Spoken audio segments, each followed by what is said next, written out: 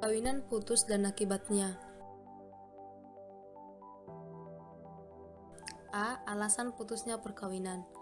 Menurut pasal 38 Undang-Undang Perkawinan, perkawinan dapat putus karena kematian, perceraian dan atas keputusan pengadilan. Perkawinan putus karena kematian disebut cerai mati.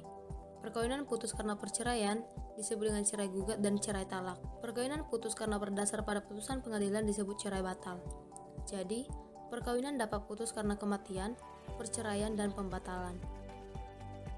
Alasan yang menjadi penyebab perceraian menurut Undang-Undang Pasal 39 Ayat 2 Undang-Undang Nomor 1 Tahun 1974 yang telah dijabarkan dalam Pasal 19 Peraturan Pemerintah Nomor 9 Tahun 1975 yaitu sebagai berikut.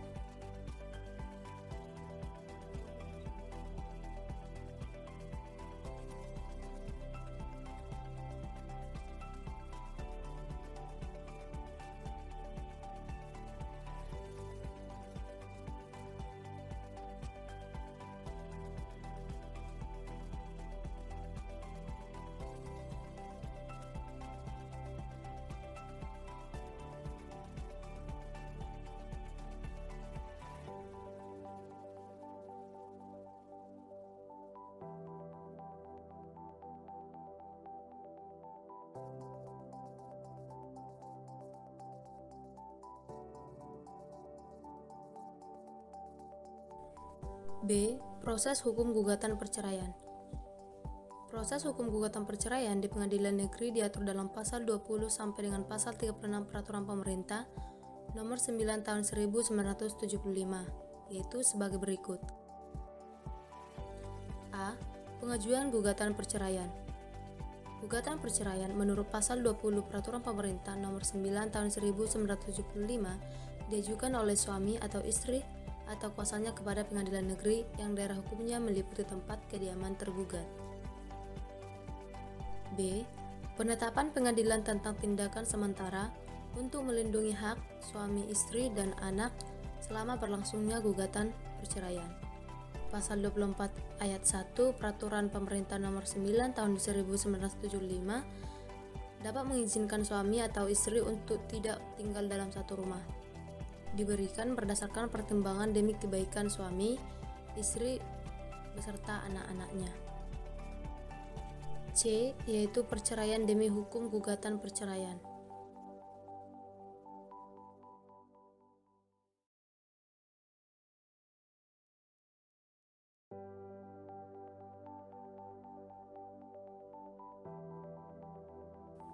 D. Pemanggilan sidang gugatan perceraian. Pemanggilan dilakukan oleh jurusita. Pemanggilan dilakukan dan disampaikan secara patut dan sudah diterima oleh penggugat atau tergugat atau kuasa mereka selambat-lambatnya 3 hari sebelum sidang dibuka. E. Pemeriksaan dan pendamaian gugatan perceraian. Pemeriksaan gugatan perceraian dilakukan oleh majelis hakim selambat-lambatnya 30 hari setelah diterimanya berkas atas surat gugatan perceraian. F. Putusan pengadilan tentang gugatan perceraian. Perceraian terhitung pada saat perceraian itu dinyatakan di depan sidang pengadilan negeri. Putusan mengenai gugatan perceraian diucapkan dalam sidang terbuka untuk umum.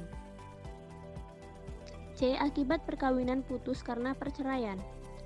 Yang pertama, akibat terhadap anak dan istri menurut pasal 41 Undang-Undang Perkawinan ada 3 perlu dipatuhi sebagai akibat perkawinan putus karena perceraian.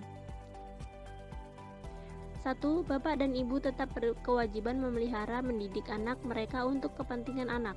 Apabila ada perselisihan tentang penguasaan anak, pengadilan memberi putusannya. 2. Bapak bertanggung jawab atas semua biaya pemeliharaan dan pendidikan yang diperlukan anak. Apabila bapak dalam kenyataan tidak dapat memenuhi kewajiban tersebut, pengadilan dapat menetapkan bahwa ibu ikut memikul biaya tersebut. 3. Pengadilan dapat mewajibkan kepada mantan suami untuk memberikan biaya penghidupan kepada mantan istri atau menentukan suatu kewajiban bagi mantan istri.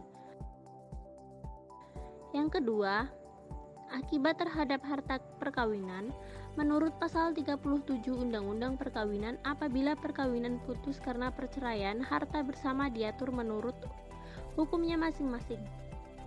Yang dimaksud dengan hukumnya masing-masing adalah hukum agama, hukum adat, dan hukum lainnya seperti KUH Perdata.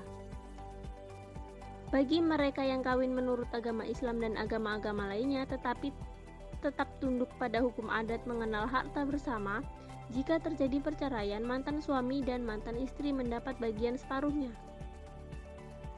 Bagi mereka yang kawin menurut agama Kristen, jika terjadi perceraian, harta bersama dibagi dua antara mantan suami dan mantan istri. Pasal 128 KUH Perdata. Yang ketiga, akibat terhadap status mereka yang putus perkawinan karena perceraian memperoleh status perdata dan kebebasan sebagai berikut. A. Kedua mereka itu tidak lagi terikat dalam tali perkawinan dengan status janda dan duda. B. Kedua mereka bebas melakukan perkawinan dengan pihak lain. Kedua mereka itu boleh melakukan perkawinan kembali sepanjang tidak dilarang oleh undang-undang atau agama mereka.